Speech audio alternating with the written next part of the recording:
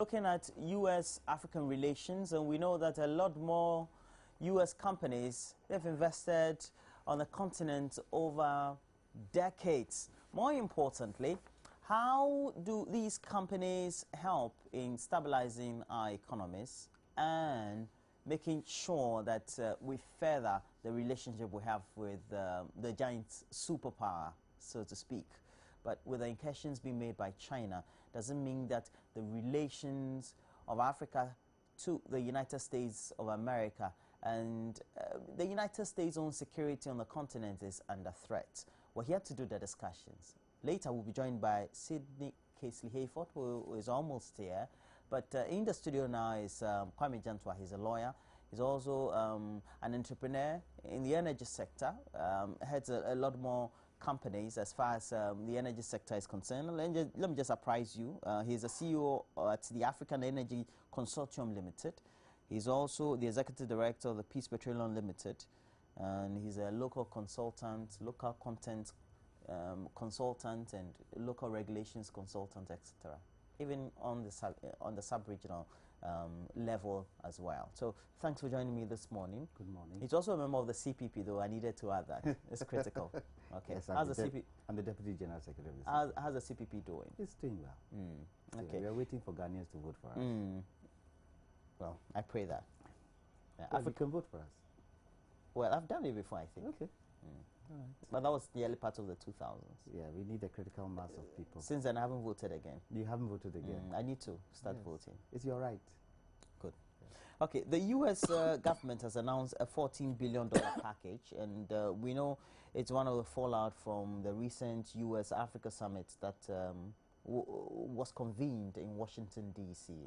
Over the period also, concerns were raised about the issue of the structures of governance on the continent and what continental leaders needed to do to make sure that they get their act right. Do you think that that's the way to go? And looking at all these announcements of 14 billion US dollars, is that the right approach? Are you telling me African countries 14 billion? It depends on how we have to raise and where we want to invest this amount. So, do you think if it were African leaders who are part of the EU sat down and said, we need this kind of infrastructure in Africa, let's see how we raise the money, we can't raise 14 billion? That we have to troop to America for Americans to give us 14 billion? Are we saying that we don't have the resources? Africa has nearly 85% of the world's natural resources. Why are we poor? Why? We should remember that all these big nations, America, China, they have permanent interests, not permanent friends. So all this money they are putting in for themselves. Because you find that most of the monies that come in, it is tied to their companies coming in to do infrastructure projects and the contracts. And what happens? That money they give us, we pay to these companies and it goes back to them. It is high time Africa sat down and decided what we want. First of all, one of the major things that we haven't done is to build a continental railway system. Because once you build a railway system from north to south, east to west, it opens up Africa. Trade is easy to do. What is happening in Europe today? They have a rail system that you can take goods from any country on the continent of Europe. Any country, any goods on the continent of Europe by rail. Have we done this in Africa? Are we saying we cannot do it in Africa? Yes, we can do it. It's a question of priority. It's a question of getting our acts right. It's a question of having a good national development plan for Africa to move. We are not moving. We are happy. Our politicians are happy with where they are because our people are uneducated. And all we think about is how we win the next election. Forgetting that winning an election is service to the people. When you have a servant in your house, doesn't your servant do what you want them to do? Does the servant do anything they want? So, to be a politician, you are there to serve. And you're there to serve the people. Would you say African politicians are serving their people? This book, Africa Must Unite, when you read it, Yes, Nkrumah's book, Africa Must Unite. When you read it, there's a chapter in there about African development. Some of the resources that he mentions in that book, then, when he wrote this book, 56, then, are still in Africa today. He says in that book that the whole of the Congo Basin, with the water they have, it can light up the whole of Africa. Have we done it since his time? No, because the priorities are not right. But also we have to remember that even Nkrumah had to bow to the pressures of the superpower, the United States of America. We've had a very good product out of it. We take the Akosombo Hydro Dam, for example. Valco became a smelting plant that was the envy of the rest of the continent, etc. So it's not as if the U.S. relations with Africa has not been beneficial. Is it that we have not taken advantage of it? We'll come back so that you answer this very question, because we will be joined by Sidney Casely Hayford. He's also a financial analyst, a consultant who worked on a number of projects, not only in Ghana, but also on the continent. And Casely is ready quite soon. We're taking a break. We'll right back. Sidney Casely Hayford, financial analyst and also a consultant, has joined us this morning. Thanks for joining us. Thank you. Okay. Good morning. Okay, good morning. And we're just, I just asking the question of if you take a look at the U.S. relationship with Africa, might have started decades ago, but it's also because perhaps we have not taken advantage of that very relationship. True or not? To a large extent, we have. The problem has been trying to compete with others who also have that opportunity into the same marketplace. So if you take, for example, the most recent U.S. Offer to us, which was the Africa Growth Opportunity Act, the AGWA as we call it, we all had equal opportunity to export into the U.S. market. We couldn't do much of it because at the same time you had Asia, both East and Western Asia, also competing into the market. Then you had the South Americas also competing into that market. And when your structures are not in place within your own economy, and when you don't have programs to support the effort that much, you are not as competitive. And on that side of the world, it's a matter of competition beating the market. So if you can't actually compete, especially when in what we call your competitive advantage products, and when we say that, we mean that things that we have here as raw material, which we should be able to leverage by adding value and then exporting. And if you don't utilize those raw material components properly, and then your other cost of economics, like your labor and your land and your other capital assets are too expensive, you land your product at a far higher cost than others can. And in that way, yes, we have not been able to compete, and we have not taken full advantage of what is available. And it's not only in the U.S., it's most of the Western world. But apart from that, one thing probably Sydney left out is the quality of the goods we're sending. What's the kind of quality we've got? Well, we do understand. Give an example of pineapples. The cartons that we pack our pineapples in, as compared to pineapples coming from South America, definitely the market would reject ours because people buy by sight out there. They don't buy by taste. So if the packaging that you brought is not like a box of chocolates, they reject it. The content of the goods might be good. Now, let's segment our discussions this way. Back in the 60s, JFK, or John F. Kennedy, told the Senate that Africa was crucial in the world order because Africa had just had countries that were now getting out of independence or colonialism, and so they would need a lot more assistance in many respects. And so, I mean, Peace Corps volunteers and all that were the subject of discussion at the time. A decade and a half, Mobutu Sese Seko meets Jimmy Carter, and it's assumed that Africa has vast resources that needs to be taken advantage of. And we know what role that Mobutu also played and all those diamonds that went out of it. Obama comes to Africa and comes to tell us that we need stronger institutions, etc. So it's as if that, well, for decades we've always been flirting with the United States, but it's as if we just don't know what we need to take out of it. But when you get to read many of the books and the literature on the conspiracy theories as to what the intent of the U.S. is, you get to have an understanding that the United States really is in it for something else more than what you think it will. Is it that our resources are more important to the U.S. than the welfare of the continent in itself? It is up to us to take advice. What you just narrated, from one government to the other, we're always getting advice from the US and the likes of the US. Have we taken advantage of it? Have we been able to build that kind of capacity, especially with our resources, in adding value to it? No. So we are still where we are even today.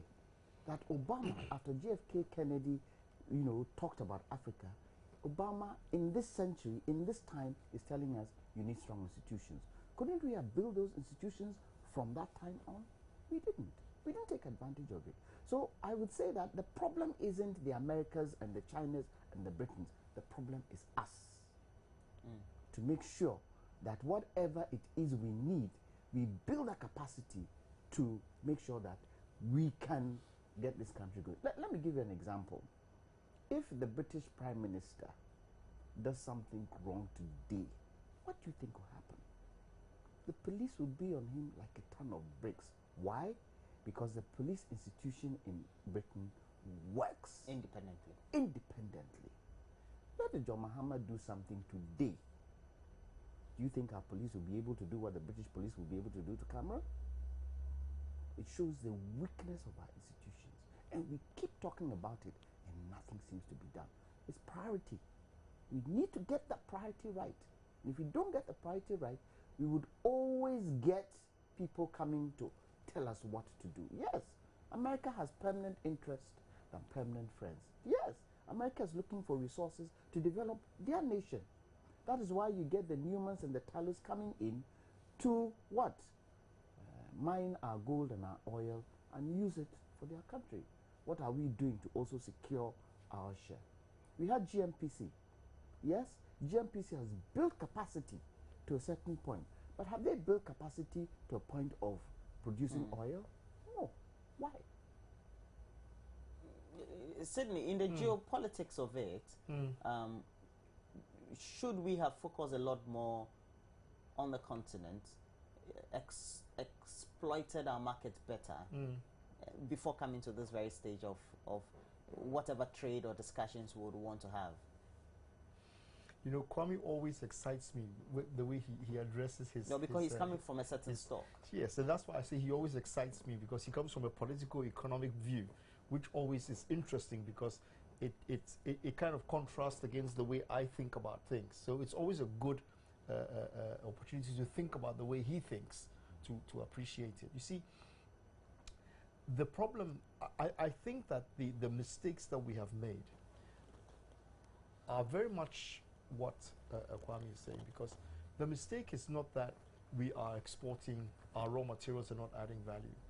The mistake is that we are not building the knowledge that we can leverage to sell. Meaning what? Take, for example, we have had a We've trained a number of intellectuals. Well, you can we've train... developed a lot more people, even developed them there, and some of them are serving on the continent, etc. We don't have the expertise. Well, one, what you're saying is true, but where are they? When they come back home, how are they allowed to fit in order to be able to add value to whatever exists today? And I wanted to use a particular example to illustrate what I'm saying. You take the Akosombo Dam. We have had expertise in hydro management for quite some time now. Since the Akosombo Dam was built, we were one of the first to have a man-made dam built of that size and dimension. The dam has produced tons of energy. If it weren't for that dam, I'm not sure where Ghana would be today. But the secret is, have we been able to capitalize on the knowledge of working a dam to gather enough expertise and knowledge and use that expertise and knowledge and leverage that as an exportable item? We have not produced enough engineers of hydro quality, people who understand hydro, because of what we have, and been able to use our engineers across the rest of West Africa to develop similar dams and similar schemes across for other people. We have not even taken that knowledge and leveraged it into building mini dams and mini hydros across the country itself, because Ghana has one of the biggest capacities in terms of water bodies and rivers to flow. We have not even been able to take that advantage and extend it, leverage it into irrigation schemes and irrigation systems, which should be a natural as you go into hydro knowledge. You see, it's the hydro expertise that is significant, not the dam itself. The dam generates energy and electricity, but our ability to take that learning example and acquire sufficient enough knowledge for us to be able to build other dams and produce other energy and even extend it into alternate energy in order for us to be able to show that because of what we have now acquired the expertise of actually being hydrologists and hydro experts in the world. Now, this is where we fail, because you take a typical example of a country like Switzerland, which does not have cocoa, but imports cocoa, and yet is the world's largest chocolate manufacturer. All right? The expertise is not in having the raw material or exporting the raw material. The expertise in what you turn the raw material into and how you leverage that as you go forward. You go into a country like America where you have Hershey's. The whole Hershey product is a city. Right? It's a city. And they have taken, again, cocoa which is not produced in their country, and they have turned it into a mega enterprise. Now, this is where we fail as Ghanaians, because we have the cocoa sitting under our noses. We are the second largest exporter of cocoa in the world, and yet we have not been able to say that we produce such a variety of cocoa product, all right? And we are able to leverage our cocoa knowledge to such an extent that we have now become expertise in hybrid cocoas, fast-growing cocoas, different types of cocoa that we have. So that is our failing. And if you want to call that a new colonialist blockade, as our CPP friends like to call it, well, fine. But the blockade is internal. The blockade is not internal. And this is where I believe that a new era has to start now. We need a new way of being able to take that forward. If I get Sydney correctly, he's saying that it's almost like a conscious self-affliction. It's something we have inflicted on ourselves. Now, well, we get American professors or European, etc., professors and experts working with the Bretton Woods institutions over the years, advising us on country programs, giving us various concepts as to how best we can develop economies, etc. And I remember Professor Jeffrey Sachs, and he's one instrumental person who has always contributed significantly to all the developmental programs we have, right in his book, The Price of Civilization, that governments are the foremost entities that need to lead their people.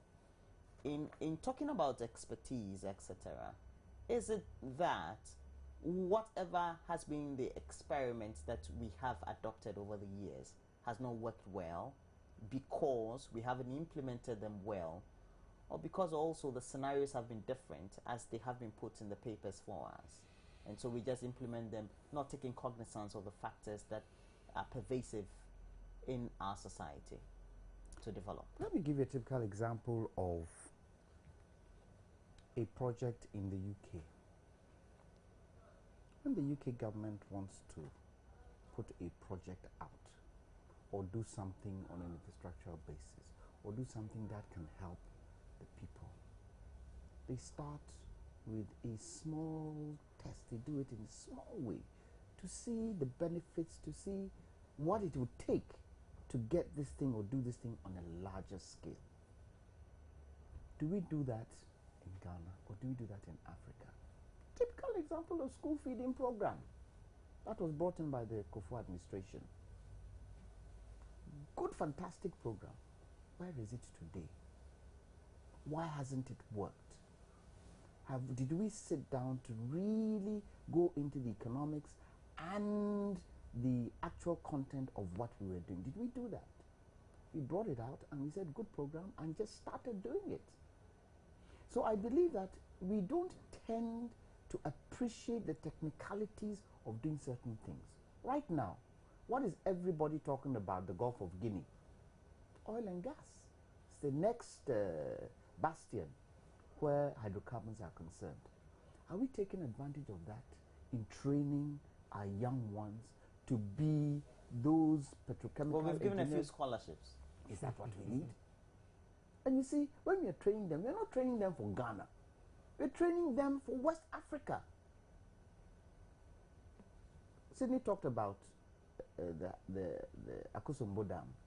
At least one thing VRA did to help Liberia was to set their electricity system back in place after the war. At least that was transferable technology from Ghana, the capabilities of VRA helping another country. We should do it on a larger scale in so many areas. But it's a question of priority. Yes, government should lead, but in government leading, companies should always try and build capacity within themselves. Look, the oil industry in which I work in is a very technical industry, needs a lot of research.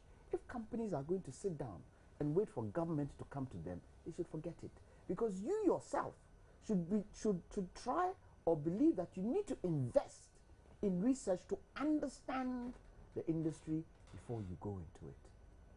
We have a massive problem in Africa of education, where we are not educating our people enough for them to take advantage of some of the advantages we have. That is one thing that I feel government should start pushing. Education is key right through the supply chain, right through the value chain, right through everything. Without education, it's going to be difficult for us to get out of the quagmire we're in. Sydney, how perhaps effective should leadership be, and how has its absence deprived the continent, either for the private sector or at the public or governmental level, of getting to the apex of the best development? Oh, leadership is key. You cannot even start thinking how you're going to run anything without a good person leading it. Even in private enterprise, when people don't have faith in their CEO and they don't see his vision and his direction, you will find them either drifting away, looking for somebody else who they can have confidence in. I have worked with people where the company is virtually struggling, but because of the confidence and the trust they have that the CEO can turn things around, and because they believe in his vision and his ability, they will sacrifice to a large extent just to stay. Over the years, have we seen that on that. the continent? And do you Yes. think that we're likely to see that in the next few years? Oh, it already is there, but these are people you won't hear about in media, because it's not it's the every day-to-day trying to survive doesn't give them even that thought that they're going to get. I'll give you a typical example. UT Bank, UT Holdings, when it started as a financial services organization. At one point, they nearly folded up because of all the difficulties and the challenges. And Mr. Mwabing and Captain Budukumsin have told this story several times. So they had a major fight on their hands to try and keep the company afloat. They stuck with it, and today they are willing to share their lessons, and they come up publicly and talk about it. At the time when it was going on, you wouldn't hear. But now they have a bank, they are established, and they are moving forward, and everything is fine. Look, our problem is never really the entrepreneur in this environment. Our problem is the politician. All right? You have 275 people in parliament, okay, sitting there trying to make laws for this country, and we can't even pass the Freedom of Information law. It has been sitting on the cards for decades, and it's still there. And that's 275 persons holding our human rights to ransom. Okay? That's one example. Then you have an executive presidency, which is paralyzed at this stage, trying to do what we don't know. And you have an economic team who have got PhDs and master's degrees and all kinds of other things else. And we can't even figure out, all right, how to be able to contain and retain cash in order for us to be able to move forward. You see, the difficulty that we face now is that we don't have enough. The word is people of stature. All right, we don't have enough people of stature who are working in government and who can stand up to you know, what is being done and say, hold on a second, this is not right, let's do the right thing. And this is where we are stuck, okay? This is where we are stuck. When you have a parliament that tries to do things to their personal advantage, that tries to stop the opposition and make that their only raison d'etre to be in parliament, okay, rather than doing what is right that will move the country forward, then you have a problem, right? So, from my perspective, when you talk, when you say that the individual, we have not done things, it's not really the people of the countries who have not done things right. It is those who are seeking to stay within control and manage things to their advantage and manipulate things to their advantage. They are the ones who are our problem. And the only way we are going to be able to sort this out is by giving some civil uprisings, some way of protest, some way of at least coming up to be able to champion our causes without necessarily destroying what we have. From all the contributions of the two of you, leadership is key. Now, if you take, let's say, all the countries, you take Ghana, Liberia, you take South Africa, you take Nigeria, okay, or you go up north, they also have some sort of a leadership crisis, so to speak. Is it that we have not had the foresight, and he has talked about stature, the forthrightness also, in getting the models of what sort of leadership and governance structures we want right, and perhaps even copying blindly, and that has been our bane. I believe that party politics has stopped us from doing so many things right. You want us to go into dictatorship? No, I don't dictatorship. That will advance relations with other continents of the world? We have not understood what it takes to have a party run a country. Look, we live in this country and we have party manifestos. And party manifestos are the order of the day. That is what we use to develop our countries. Rather, we should have a national development plan that has been crafted by all stakeholders, all the different parties, all stakeholders. And that national development plan now determines the party manifesto. So you are developing the country according to the national development plan everybody has accepted. And your manifesto would tell the people how you are going to develop that national development plan as according to the manifesto you've brought out. So we have 2020. We have, what was the Kufuor regime? They came out 2020. Rawlings was 2015. No, they came out 2015. No, Kufuor's was the private sector is the, what do you call it? Engine of growth. But it was modeled on a Vision 2020. And zero tolerance for corruption. Zero tolerance. Has it worked for us? Have all these things worked for us? Is it also because perhaps we're not getting the focus right? It's because we are mediocre. That is what we are. We are mediocre. We come into power and we feel that, oh yes, I'm now in power, so I can do whatever I like. Forgetting that it's the people who put you there. Forgetting that you're there to serve the people. So we go ahead and just, you know, think about only our parties and not think about the country at large. Yeah, but Kwame, it's too simple a solution when you put it that way. My view is this, and you, I think you were going in that direction. We have taken a blend of a British parliamentary democracy, and we have spliced an American presidential system onto it. Yeah. So you're saying it's not working? It's not working. Of course, it's not working. If it was working, we wouldn't be in a crisis, would we? It's not working. If it was working, why are we talking about it? Okay, Casey, what should be the ideal situation, for example, in which we know that, looking at hindsight and our precedents and our history as a continent, this is the right structure of governance for us? Let me lay out something, a skeleton very quickly, and let me say something here. You see, the 1992 Constitution, the way it was written now, was written to preserve Jerry Rawlings to stay in power. Yes.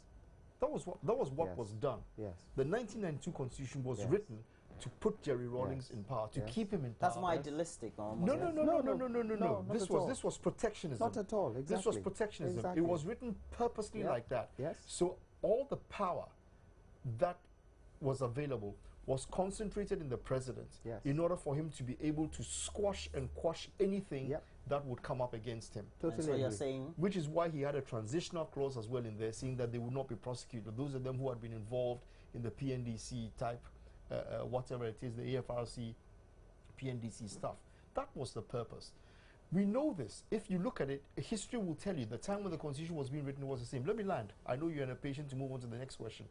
But because we know that, we should scrap it. Yes. You see, we should scrap it. The minute you talk about, let's change it, let's fix it, everybody starts yelling, oh, we are in a crisis, we have a problem and we can't. You must do these things because that is what is causing the problem. So what you want to do, get rid of it. Look at the way we like to do things in this country. We like in Kabum, let us fashion something culturally on that basis for our parliamentary democracy, our type of parliamentary democracy. It therefore means that if you look at proportional representation of the people and you look at the way the people live, there is a closer mesh to it than this system where we have district chief executives who are appointed and they are not particularly liked. And we've been told that in the new amendment we're going to have another one put forward by the presidency. And so it's almost like the old thing, right? Exactly. And again, it won't work because now what you want is a big forum to sit down because you see, many people have talked about this thing for a long time. It is now time to coalesce it, bring it to bear, and then change the way we are doing it in order for us to move forward. Now, Mr. Janto, how does it make it plausible that then, because of some of these inherent inadequacies we have in our governance structures, that these are taken advantage of by powers like the Chinas and the US, etc., just because they feel that, well, the institutions are not working. The people who are managing them also are incompetent or perhaps not up to it. And the whole spectrum of the society also is not right. So we can just go in there, plow whatever is there and take them back to our continent, our respective countries for our own benefits. What do you expect them to do? Obama well, we're supposed to be living in a symbiotic environment. Obama came and said, you need strong institutions. Hasn't he said something to us? Have we done anything about it? You think you can go to China and do some of the things when they come here, they do to us? You can go to America and do some of the things when they come here and do to us? Can't do that. It is us. It is our country. We have to put the right things in place so that when they come, they follow. I'll tell you something. Where the oil industry is concerned, and I always refer to the oil industry because I understand it better, all these IUCs, when they come in, if you don't have laws, they will do whatever they like. Hence, when Tullow and Cosmos spilled oil mud in the sea, and we tried to punish them, they said, where is the law? Where is the law? So they take advantage. Yes, they will take advantage. Anybody will take advantage. I go to the UK, if there's a loophole in some, I will take advantage to my benefit. Yes, but they even tell us, look, the way you're going is not right. Do it this way, do it that way. But sometimes when they do advise us, they advise us to their advantage. But we should sit down and realize what is beneficial to us. Casely, by working with or even by observation and interaction, would you say that we're learning our lessons now? No, not so. That's doom. No, it's not doom. It's not doom. It's reality. It's reality. Don't forget about doom. You see, whenever you criticize in this country, and that's another one of our Malaysians, when you criticize, oh, you're a naysayer, you're a doomsday person. You're not. The best person who will advise you is always the person who's closest to you. In a marriage, it's called your wife or your husband. They are the ones who will tell you, because they know that when it comes, it will hit them. So they talk about it. I'm sitting in an economy which I need the economy to work properly so I can do business properly. So I can actually go out there and make some money. If the economy is thriving and everything is working, I'm comfortable, I'm happy. I'll be more than happy to contribute my quota and do my benevolent bit as I go along. What we are seeing and what we have now is a simple situation of inertia. All right? Our government now is completely, the way I see it, other people might be seeing it differently. The way I see it, we are at a loss as to how we're going to take the next step to be able to move forward. And it happens to everybody. When you get into a position in life where there's no cash for you to do anything with, even in your little home or in your personal circumstances, when you can't find 2 CVs to take a trotro to be able to go for an interview to get a job, you are in a crisis and you have a problem. So you need to come to grips with it quickly, see what you can be done, ask advice, see where it can be fixed, and don't be embarrassed and don't be ashamed to say that, oh, I went to my opposers and this is what they said. There seems to be some wisdom in it. Let me take it and let me work with it. That's all. It's very, very simple. Sydney seems to be changing the argument towards and focusing a lot more on Ghana, etc. Oh, do you want to take it Pan-African? I'll be more than happy. No, but the point is, as we wrap up our discussion, the way Ghana's economy is modeled seemed to be almost a replica in other countries, because, well, Ghana will face a difficulty this time around, but in the next 2-3 years it will happen to another country, let's say Tanzania, or happen to Rwanda, or happen to sorry, Kwame, I know you're addressing it to Kwame. Let me just, if you can also respond to it. Do you think that as a country, as a continent, we're getting the structure by which we need to manage our economy right? And perhaps if we go to a meeting with the US and they promise, doling out 14 billion in investment, etc., we're easy to take it. Let me speak so Kwame can have the last word.